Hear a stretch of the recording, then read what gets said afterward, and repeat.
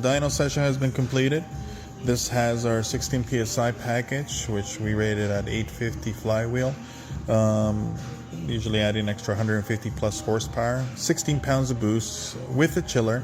As you know, the Redeye Super Stocks have 15 psi with the chiller as well, but this one has that's a chiller that's 4 times larger. And the results are 777 to the wheel.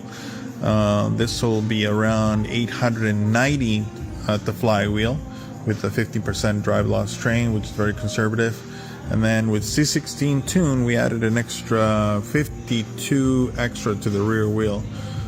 So that should be another 70 plus horsepower.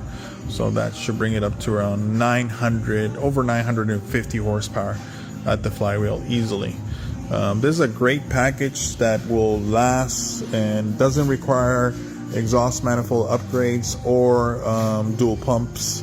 Still utilizes those OEM components, OEM Supercharger, and the motor will live, and it'll be a long-lasting setup.